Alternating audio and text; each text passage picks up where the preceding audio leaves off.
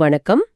இன்னைக்கு நாம லோகன் கணபதி அவங்களோட ஒரு முக்கியமான பேச்சிலிருந்து சில கருத்துக்களை கொஞ்சம் ஆழமா பார்க்க போறோம்.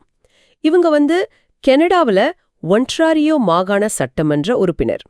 ஆமா, இது தமிழ் இனப்படுகொலை நினைவு நாளை ஒட்டி பேசின ஒரு உரை. ரொம்ப முக்கியமானது. இதுல இழந்தவங்கள நினைச்சு பார்க்கறதோட முக்கியத்துவத்தை சொல்றாங்க.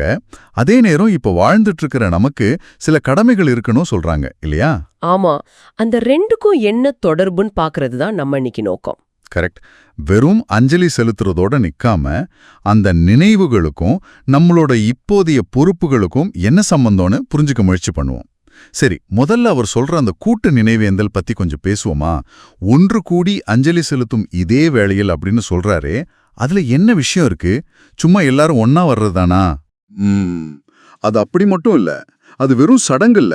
எல்லாரும் ஒன்னா சேர்ந்து நினைவு கூர்றதுல ஒரு பெரிய, எப்படி சொல்றது, ஒரு சக்தி இருக்கு. தனித்தனியா துக்கப்படுறதை விட ஒரு சமூகமா சேர்ந்து அந்த வலிய பகிர்ந்துக்கும் போது அது ஒரு பகிரப்பட்ட அனுபவம் மாறுது பாருங்க. ஓ, அப்போ அது ஒரு சமூகத்தை இணைக்கிற செயல்பாடா? கண்டிப்பா. அது அந்த சமூகத்தோட பிணைப்பை இன்னும் பலப்படுத்தும். அது மட்டும் இல்ல, அடுத்த தலைமுறைக்கு அந்த நினைவுகளை கடத்துறதுக்கும் இது ஒரு முக்கியமான வழியா இருக்கு. புரியுது.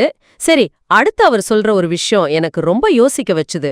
உயிர் நீத்தவங்க நம்ம கிட்ட ஏதோ எதிர்பார்க்கறாங்களாம். தங்களின் தியாகத்துக்கு ஒரு அர்த்தத்தை பரிகாரத்தை செய்வார்கள்னு அவங்க நம்புனாங்கன்னு சொல்றாரு. அந்த பரிகாரம்ன்ற வார்த்தைக்கு என்ன அர்த்தம் இருக்கும் இங்க? கொஞ்சம் விளக்க முடியுமா? இது ஒரு ஆழமான கேள்விதான். பரிகாரம் அப்படின்னா வெறும் இழப்பீடுன்னு மட்டும் இல்லாம அவங்களோட தியாகம் வீண் போகலன்னு நிரூபிக்கிற செயல்கள்னு சொல்லலாம்.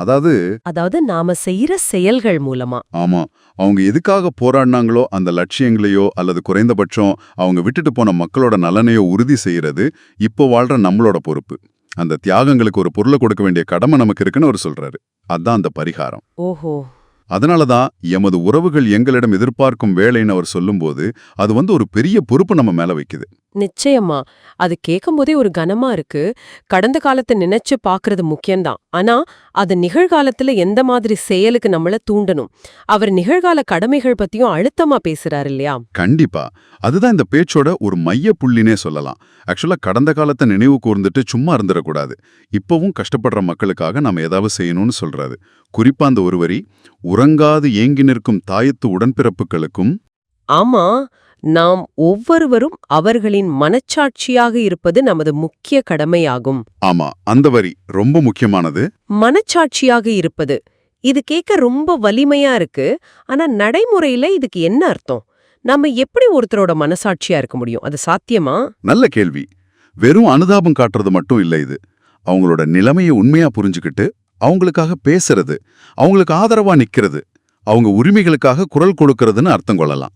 அவங்க பேச முடியாத இடத்துல நாம அவங்களோட குரலா மாறணும். ஓ, அவங்க குரலா மாறணுமா?